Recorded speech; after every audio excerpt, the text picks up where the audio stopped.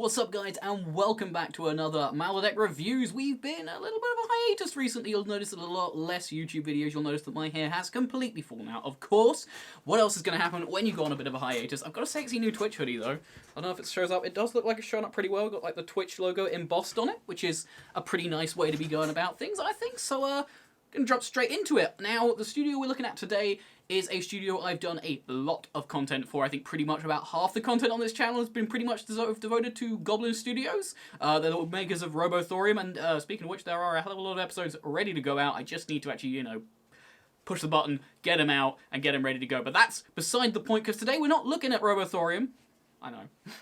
Sad. But we are looking at Legend of Keepers, which is a game that if I've released this at the right time, should be coming out right now today, whether it's out already or whether we've got to wait a couple hours. I'm not fully sure, but it's coming out into early access, which means I've been playing a super early copy, which you'd think would be a bad thing, but honestly, if they'd told me that was the full release, I wouldn't be surprised. It honestly doesn't feel like it's an early access game. It feels really polished, and I've played a lot of AAA games that are, you know, fully polished that feel a lot worse. So that being said, let's jump right into it. The review's going to take its usual kind of approach. You're going to be looking at gameplay elements, followed by some visuals and graphics, a bit of the audio, the story, performance, and where we'd usually discuss whether it's worth the price. I don't have the price, so we're going to have to discuss, I think, ways that I think there are to move forward for this game.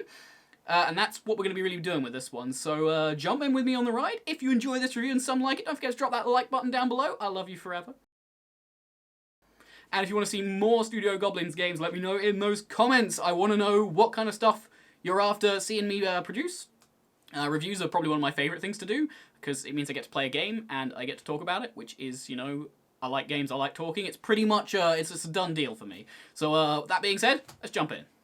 At its core, follows a very, very similar structure to games like Darkest Dungeon, and that's not an unfair comparison, because even on like the press docs I've got, they've kind of listed that as one of the major influences of it, and you can really tell. It's like if Darkest Dungeon was completely flipped on its head. So it's a turn-based game, and it's a difficult one to say. It's not that it's completely copied Darkest Dungeon. I don't want that to be. It's clearly influenced, but it is an innovation on the genre and on that kind of game. It's a classic example of taking a formula and turning it completely on its head. So in Legend of Keepers, you are not the hero. In fact, you run Dungeon Company, and instead of sending out heroes to fight waves of monsters, you are the waves of monsters. And I know that sounds like a little bit of a crazy one, and you'd think, oh, that's not going to work, you know, you'll lose all. But there's a lot of gameplay in there that just feels really fluid. It's really weird, because instead of having like your one main hero that you're like, right, he's going to be going in and fighting every time, you're like, okay, I'm going to put these people here, I'm going to put a trap here. It's set up where the traps and heroes go in each dungeon, but you pick which traps and heroes to go. I want to make that clear. It's a management kind of game. You've got to manage the health of your own people, the morale of them, because they can't fight too much without taking a break. Very Darkest Dungeon-esque.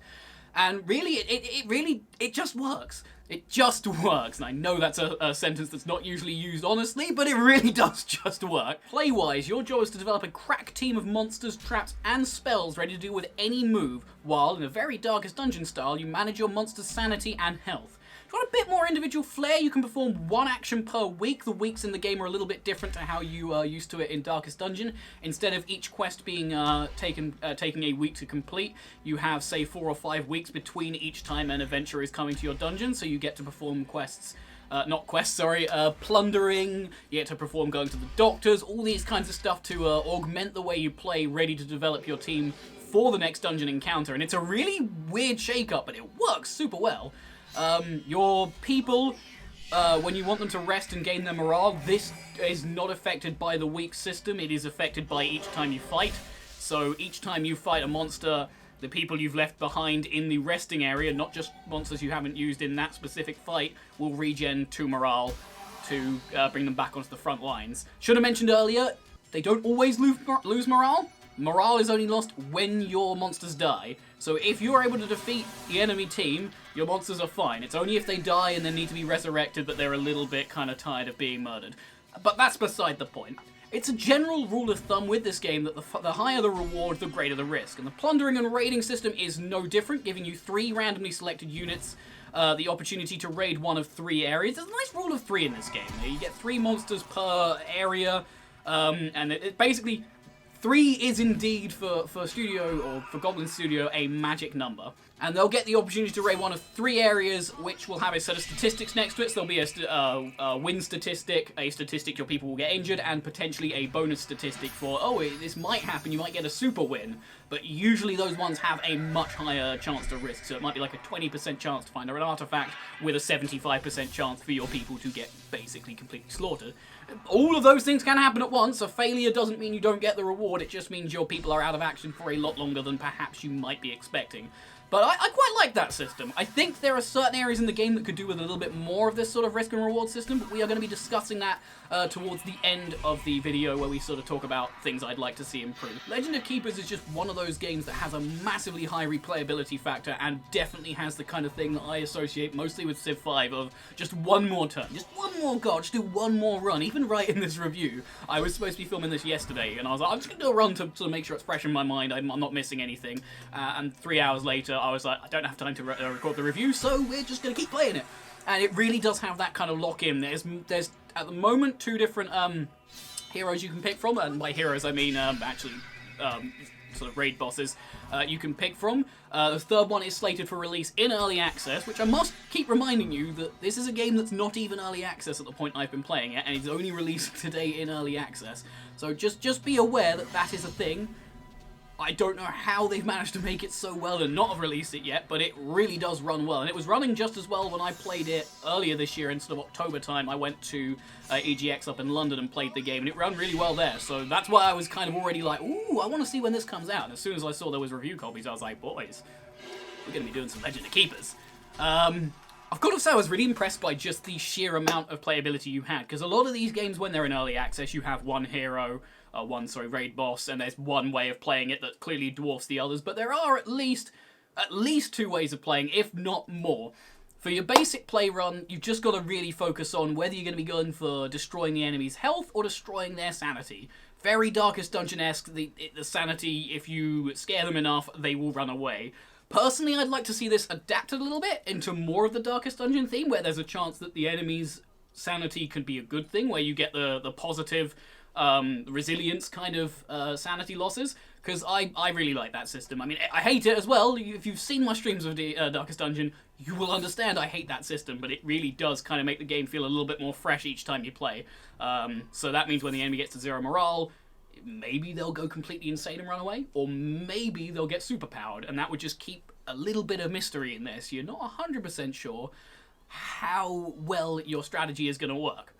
But then maybe make it easier to make them lose sanity, because at the moment I personally have found it's a lot easier to kill them than to make them lose sanity, apart from very minimal exceptions. That's it for gameplay. We're now going to be looking at a little bit more on the visual side of things. And I've got to say, I'm really looking forward to talking about this, because this game is gorgeous. Visually, the game follows that of other pixel art games. One that springs to mind is Chroma Squad, which is another turn-based strategy game. It's not quite the same, it's a completely different type of game, but the graphic style is very, very similar. And I believe that there is integration of some more HD art. So not everything is pixelized, some of it is a lot more higher quality. And I say quality in the sense of actual sort of polish to the image, as opposed to the pixel art is good, is what I'm trying to say. It's not bad pixel art, it's just obviously an HD image is a higher quality than pixel art to my mind. I maybe explained this poorly. The game looks great, that's what I'm trying to say. It's an absolutely beautiful game, and I've not really noticed any particular graphical bugs or anything like that. There is a feature called, I think it's Pixel Perfect Mode. It's not something I'm a big fan of, but if you don't like pixel art, I could see this being quite a nice way of bridging the gap between pixel art and more of a polished image. It kind of smooths the edges around things and makes the pixels look a little bit more clean, which, again, I don't think is necessary, but I can see why they've done that. The graphics do integrate across the game, like, even though it's like, some of it's like really nice high quality pictures and some of it's pixel art, it's really integrated well. It was clearly a labor of love with so much character and polish. I honestly forgot I was playing a pre-early access game, which is basically a massive shout out to Goblins, because like the fact that I constantly, even in this review when I've been writing it, I've been like, didn't feel like an early access game, still doesn't feel like an early access game. There's not really an area where I'd say feels like, oh, this really needs work, because it doesn't. It really, honestly, if they released it today, I've said it once, I will say it again, if they released it today, I'd probably pay full price for the game, because it's a great game. The fact that there's more coming is just a great It's just it really does kind of exemplify what a great studio Goblins are, because they are willing to put in a hell of a lot of effort without even selling a product yet. Like, this game has clearly been in development for a decent chunk of time to be this polished, and they're still going, no, we're going to wait until we've got a really good polished game before we're even going to think about selling it to our customers. And I have a lot of respect for a studio that's willing to do that. All the characters feel unique and well designed. They do encapsulate their elements, because a lot of the playstyle is based on elements, so either fire, wind, air, ice, and that kind of stuff. And you don't actually have to look at the character's attacks in like 90% of cases to go, that's going to be a fire character, that's going to be an ice character, that's probably going to be an air character, that kind of stuff. Which I think's actually, it really made the game feel intuitive. You could kind of look at him and go, right, well, if I'm going to want an ice army, that guy looks like he's going to be icy, without even looking at his statistics and going, right, that's probably what I'm going to want here. One thing that I don't quite have on the handle of, and I don't think there's really a way they could do it graphically, is working out resistances by looking at like the enemies, because resistances play a big part once you start having tankier enemies. You're going to want to be focusing, say, a fire type against a champion with a very low fire resistance and whatnot. So I don't know if there's a way of doing that, but if they can integrate something like maybe sort of barriers that look a windy barrier or a flame barrier around the champions, so you can see very visually that these guys are going to be completely useless against, say, an ice type against a fire or whatever. Having said that, ice types tend to have very low fire resistance, as you'd expect, so there is that going there, but it's a lot less obvious. But what I'm trying to say is you don't actually have to read a lot of the statistics to get straight into the game and go, right, I'm going to put that one against these guys, that kind of thing. It really does. It's amazing how intuitive the game is. There's about a 5-minute tutorial, and that is about it. The rest of it, you just have to watch the game and go, ooh, that looks like a good idea, or that worked, I wonder why. Why is my guy doing more damage to these when it's meant to be a flat damage? Oh, because that one has lower resistance, that one has higher resistance. It works. It works. It's all based on the graphics. Without even having to read anything, you're able to sort of see that and go, right, this is working, this is working. Audio is one area of the game that it really does have me conflicted. There's no sort of resounding soundtrack, no raucous drums, subtle violin, and I honestly couldn't pinpoint a soundtrack. I know there is one, but it's very subtle, very kind of ambience.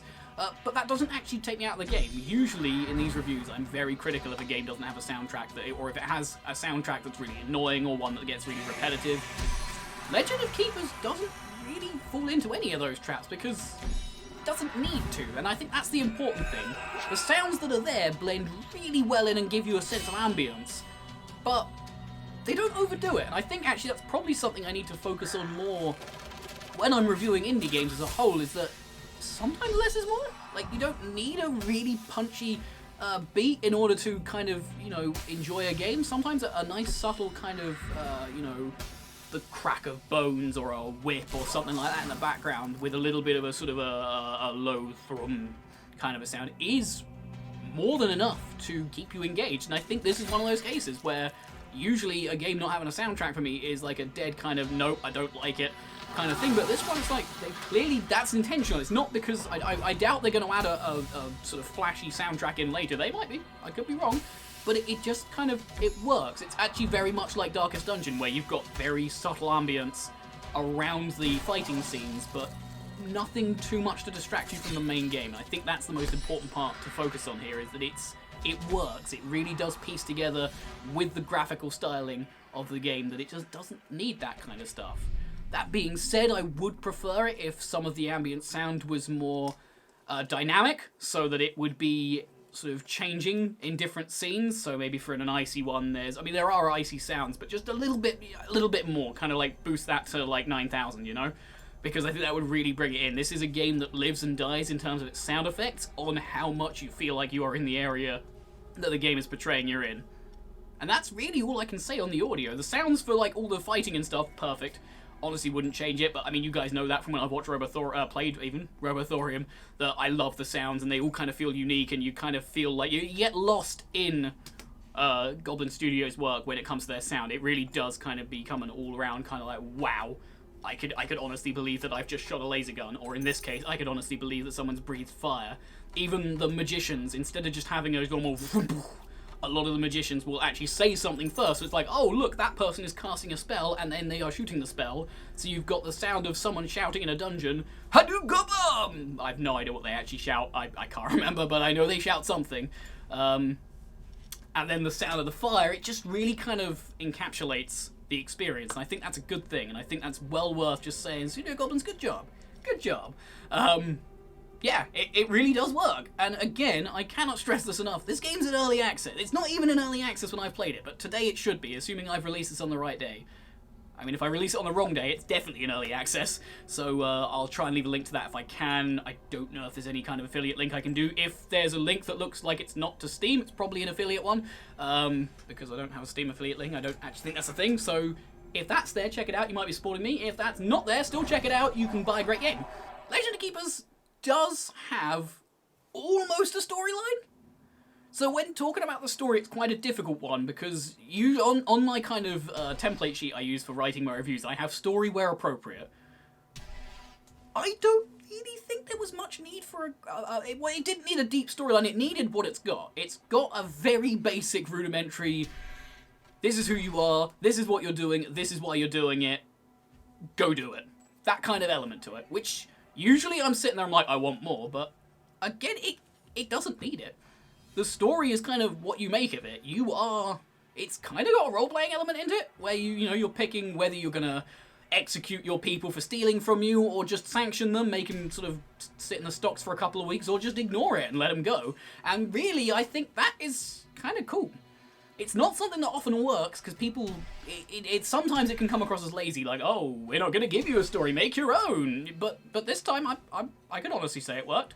I was building my own stories and thinking how my dungeon keeper, my raid boss would react to people doing certain things. Sometimes it's based on what I think is going to be most beneficial for me, but oftentimes it's just a case of going, well, this is kind of cool, I'm going to try doing this one, I'm going to see what this does. Maybe I don't want my scientists to get the idea that if they go spend all my money on new equipment, regardless of how good the equipment is, maybe I don't want them getting that idea that that's something I'm going to support, because I can't always afford for them to spend all my gold. So, there is a story there. It's by no means sort of amazing, and if they did release a story, I'm sure it could work just as well. I've played other games by Goblin Studio, and they are fantastic storytellers. The Robothorium stories you'll have seen in my first part, where it's like, oh, there's politics in here, towards the end of sort of part, I think it's 6 or 7, where the major twists start coming out. It's like, whoa, where did that come from? And all throughout, you're like, I'm questioning my political ideas, because here are sort of encapsulations, so maybe they could do something like that, but I honestly think probably as it stands, it's perfectly serviceable. It's not going to be... It's not Mass Effect levels of role-playing where you end up getting attached to all your characters and they all die and stuff, but, you can do what you need to do. The story is what it is. It's there. There is a story, sort of. I don't know if that's going to become more apparent as we sort of go through early access and towards full release. Honestly, it's the only area I think there's probably something they might do here, because the others feel so polished. So whether they're just planning on releasing more characters or something, I don't know what's going on for early access, but honestly, it wouldn't surprise me if within a few months they've turned it from early access into a fully released game. But yeah, if you're coming here for massive in-depth storytelling, maybe not. Maybe go Robothorium, which is another turn-based strategy game with a lot of storytelling and role-playing. If you're coming here because you thought, hey, Darkest Dungeon's cool, I wonder what it would be like if I was the enemies, then yeah, no, this one's probably for you.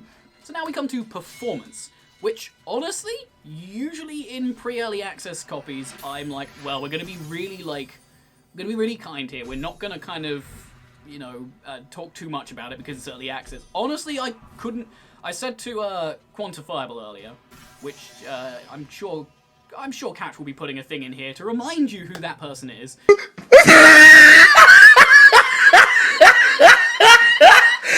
Look at the top of his head! If he doesn't, I'll be very sad. And I said to him, I was like, how many bugs do you reckon I found in a pre-early access game? He was like, ooh, and I was like, it's made by an indie dev. He went, 10, 20? I went, 0. Not one performance issue, not one case of slowdown, of lag, of any kind of strange interactions. I've even streamed the thing to my Steam link downstairs, so if you're gonna experience problems, it's gonna be when your computer's having to work even harder playing the game on 2 screens at the same time. I've used the Steam controller, no real issues there, once you've just sort of bound the thumb pad to a mouse and the trigger to a click. Perfect. No issues. I think just kind of serves as a testament to the quality that Goblin Studio want to put out, and I think that's what a lot of this review is going to be. Honestly, they're not paying me. if they want to pay me, they can, but I don't do paid reviews. I would do paid gameplay. Wink, wink, wink, wink. But honestly, yeah, it just works. It just works. I've not found an issue. I've played 6 or 7 full runs of it. I've unlocked both of the characters that are available at the moment and played multiple runs with each character and used different strategies, and I'm still waiting on finding a point where I'm like, well, this is broken or this is broken, because it's just not there. And that really is kind of pretty cool. Yeah, the game works. It works a lot better than a lot of AAA games that release in early access. I can't say much more on this because it just works. So we're coming to the section where I would usually say, is this game worth the price? Now, as I mentioned earlier, I don't know what the price is, so I can't say, oh, well, this is well worth it, or this isn't worth it. So I thought we'd use this section, since it's releasing into early access, to go, hey, Goblins, if you want some ideas, here you go. So I'm just going to kind of sort of spitball a few ideas. I think I'd like a bit more RNG in the attacks. Like, say you've got like maybe a 5 or 10% chance to miss an attack, or something like that, maybe? I think that could work quite nicely, because at the moment, you kind of already know if the enemy has a skeleton archer, your backliner, unless you stick your tank in the backline, that your backliner is going to get one hit, and therefore you can't use them. So, like, it would be nice if there was just that subtle chance where it's like, oh, man, they missed, I'm so lucky, that kind of stuff. And maybe even for the bosses, if they could have attacks which have cooldowns on them, so maybe it's like, oh, you've got to wait 2 turns before you can use this again, but it's a super heavy attack, because at the moment the boss fights are the same. You can pretty much tell whether you're going to get completely sort of murdered before the fights even start, which is good because it means you can strategize and go, right, I know what's going to happen here, but it's also kind of annoying just sitting there like, I know my boss is going to die, and I'm playing this out, but I know there's no possible way I can win this. So you really do have that kind of didactical, you fully know what's going to happen before it has happened, which, if that is what they're going for, more power to them. I'm not going to blame them, I'm not going to hold it against them, because it makes sense, I think, to me. But, yeah, that's just a personal thing. I'd like a little bit more RNG in there. Another area I'd like to see improved is the systems within the week-to-week screen. This is going to be like another... It's not RNG that I'm looking for here. I just want a little bit more risk and reward. Now, I know that's something they've already got in a lot of the areas, but I'm talking like maybe... So when you visit the doctor, there is no... As far as I've seen in the runs I've done it, there's no risk. You just guaranteed get a flat amount of health. Now, what I'd like to see is, sure, you can either go safe and go for the no risk, or slight risk, you know, medium reward, and then maybe there's an option to get less health back at a higher chance of success, or there's a chance to get a super heal, but with a higher chance of failure. And that kind of system implemented into other areas. So, like, maybe when you're training up your hero, not hero, I keep calling it hero because I'm just so conditioned to be the good guy. Oh, good guy. But, realistically, what I'd like to see with that is maybe you, if you're training your boss, that maybe there's a chance that he's doing weightlifting and, I don't know, his arm snaps or something, or he's lifted too much and he's now lost a little bit of health. He's gained the muscle, but he's lost health because he's been overworking himself. That kind of stuff. That's pretty much, that's the sort of stuff I think would be nice to see in there, because it'll make the game feel more fresh. There's sort of a chance things go wrong, and you can't just guarantee your play each time. That's personal opinion, I know. If they didn't do any of the things I suggested, I'd still enjoy playing the game because I've enjoyed it already. I just think that'd be a good way of kind of making it a little bit more different each time you play it, and keeping that replayability, keeping that kind of, ooh, that didn't go well, but it wasn't my fault, let me play that again where that won't happen, that kind of stuff. But honestly, I can honestly say that realistically, it's worth playing either way. Like, it's not usual I'd say this, but pick this game up in early access. It's not really early access. I refuse to believe that this is an early access game because it's just so goddamn well polished. And I play a lot of early access games as an indie game player, pretty much exclusively nowadays. Other than League of Legends, every other game I play is sort of maybe mostly indie, and then maybe some, like, I don't know if AA is a thing. It's like not quite AAA, but it's also got a very high development team. I just play a lot of indie games though. So this is far more polished than a lot of games end up in early access in, and so I'm gonna just kind of treat it as a full release, because I think that's the level of quality that's in there. Like, I'll be lenient if there's bugs in there in the future, because I'll be like, right, it is early access, I know what I'm getting into, but in terms of if you want to buy this or not, I'd say buy it as if it was a full release, because all that's going to happen is they're going to add more content in there. And if there's more content in there, and it's already great and well enough to play now, then why would you not? So for the final review score, it's going to be a 7.5 out of 10, I think. And I know I love putting points on there, because I'm like, I don't really want to give it a 7, because it's definitely better than that. But I reckon for the 8s and the 9s out of 10, they really need to add something of the random number generation systems that I mentioned earlier in this. Just that little bit of oh, it's not my fault, it's random, would actually serve this game really well and make it so that you don't just look at a thing and go, well, my first wave of people are already lost. There's no way I can do anything. The heroes are almost always faster, so they always get the first attacks in. So that's my kind of way of looking at it, is that with a little bit of randomness, it's like they might miss. They might not. And I'm not going for a full-blown, what if they miss and they critically miss, so they end up attacking themselves kind of system, which, having said that out loud, that sounds really cool, especially for the Magic people, but definitely not necessary. But that's where my rationale for the score comes in. It's a solid game, it all works, it runs smoothly, and it feels really fun to play. Just, I'd like to see these little extra features in there. And if you agree or disagree, let me know in the comments, likes, dislikes. I don't really care if you dislike the video. You know, do it. You're still giving me some love. Still giving me that algorithmic love. Woo! Ladies and gentlemen, everything in between, if you have enjoyed the video, don't forget to give it a like. If you want to let me know what you want to see in the future, or just want to show me some love, drop a comment down below. Hit the subscribe button if you do it. Obviously, it helps the channel, and I feel like such a cliche YouTuber saying this, but I hope you have a wonderful day. I'll see you soon. Bye-bye.